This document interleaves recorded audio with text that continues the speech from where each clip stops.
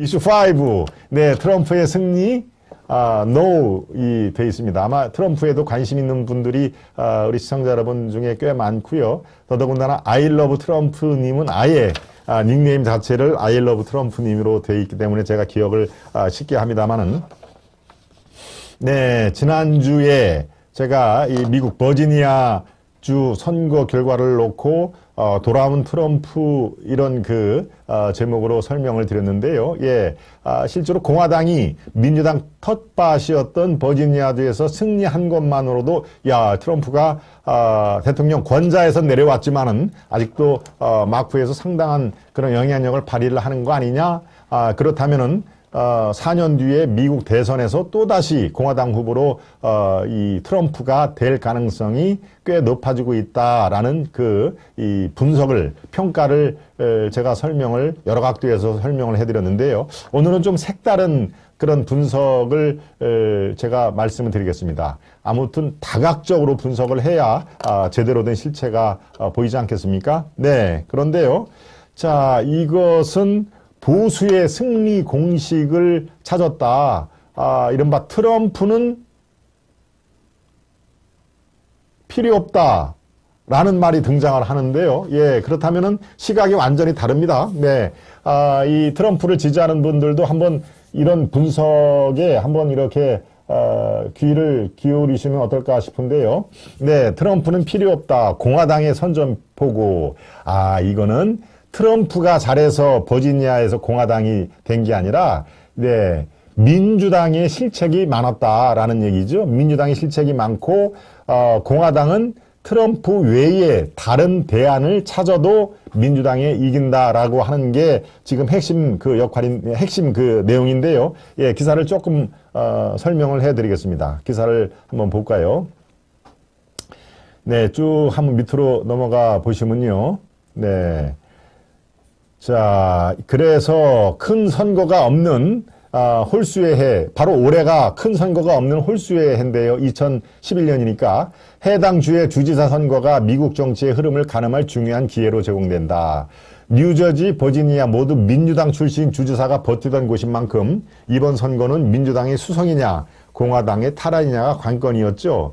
예, 알려진 대로 뉴저지에서는 민주당이 이겼고요. 제가 말씀드린 대로 버지니아에서는 공화당이 승리를 했습니다. 1대1 승부였지만 민주당이 가지고 있던 두 곳 가운데 하나를 빼앗긴 것이죠. 사실상 민주당의 패배였다. 맞습니다. 이건 분명히 민주당의 패배였죠. 바이든 대통령으로서는 뼈아픈 결과이고 의회 권력을 좌우할 내년 중간 선거를 앞둔 민주당에는 경고등이 켜진 셈인데, 네. 자, 그 밑에. 버지니아는 몇 달 전 여론조사에서 민주당의 우위가 점쳐졌던 곳이죠. 선거가 가까워지면서 격차가 좁혀지더니 초접전 양상으로 변했다. 위험을 감지한 민주당 수뇌부가 총력 지원을 했고, 바이든뿐만이 아니고 오바마까지 지원 요사를 했지만 어떻게 됐습니까? 민심을 바꾸기는 역부족이었다라고 돼 있고요. 자, 공화당 후보로 글렌 영킨이 66년생으로 돼 있네요. 이 금융회사를 운영을 했는데 큰 재벌이지만 정치계문 전무했다. 민주당 후보는 이미 한 차례 버지니아 주지사를 역임한 인물인데요. 인지도에서 민주당 후보가 앞선 선거였다. 그런데 정치적 파장이 굉장히 컸죠. 세밀한 분석이 필요하다는 전제를 하에 더욱이 그 흐름이 당분간 이어질 가능성도 결코 낮지 않다.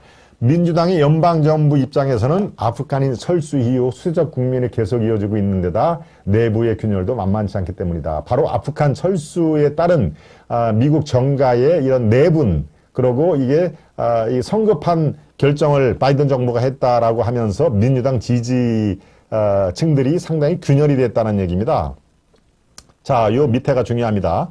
공화당의 승리를 일부 언론에서는 트럼프의 귀환이라고 해석하기도 하지만 피상적이고 섣부른 해석이다. 예, 바로 트럼프의 귀환이라고까지는 얘기를 할 수가 없다. 공화당의 영킨 후보는 선거 기간 동안 철저히 트럼프와 거리를 유지하는 전략을 택했다. 심지어 유세 중에 그의 입에서 트럼프란 이름 단 한 번도 언급되지 않았다. 자, 이제 굉장히 깊이 들어갑니다. 이 영킨 그 후보를 쭉 선거 기간에 한번 들여다봤더니 복귀를 했더니 트럼프하고는 일정 부분 거리를 두고 트럼프 프레지던트 트럼프라는 이름을 한 번도 얘기를 하지를 않았더라. 자, 그렇죠? 그러니까 우리가 그냥 막연히 생각하기에 공화당을 움직이고 있는 트럼프의 힘인가 보다라고 했는데 그게 아니었던 것이죠. 예, 기사 조금 더 설명을 드리겠습니다.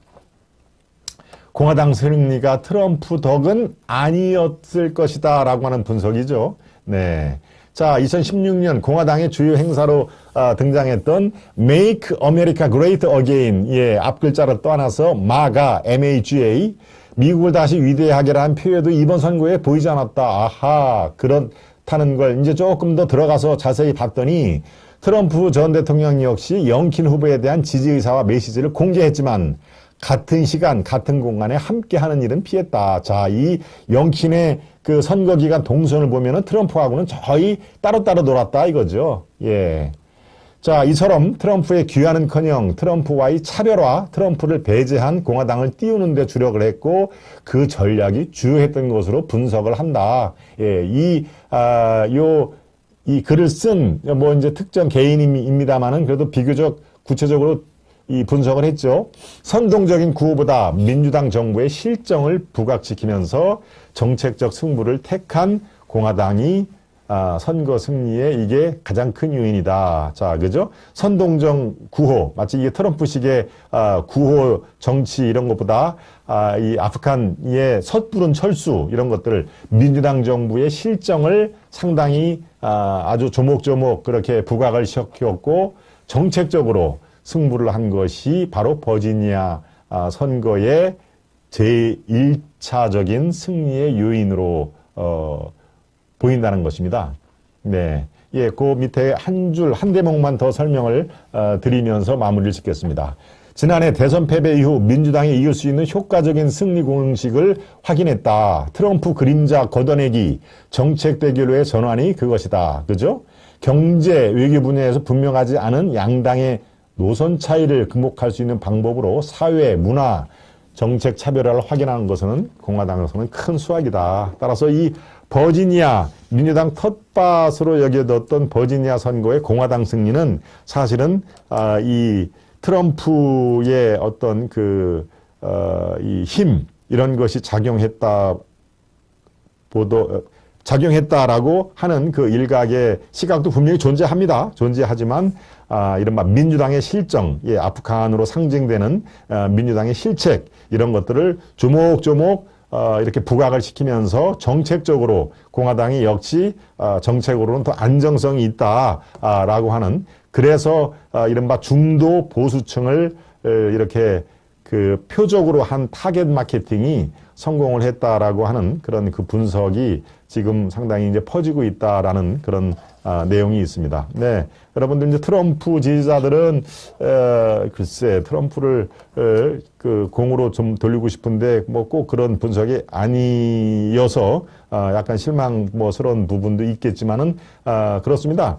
우리가 어떤 부분을 정확하게 분석으로 할 때는 이 좌우, 그다음에 고저 이런 입체적인 분석이 반드시 필요하죠. 시각을 달리하는 분석이 필요합니다. 그래야만 우리가 코끼리 전체를 우리가 그릴 수가 있는 거 아니겠습니까? 코끼리의 발만으로 다면은 아이고 이거 무슨 나무 토막 같은 데가 있네. 예, 코끼리의 뿔 이렇게 코만 만져서는 야 이거 무슨 서커스를 하나라고만 단편적으로 보는데 우리가 종합적으로 이렇게 분석을 할 필요가 있다라는 말로 오늘 마무리를 하겠습니다.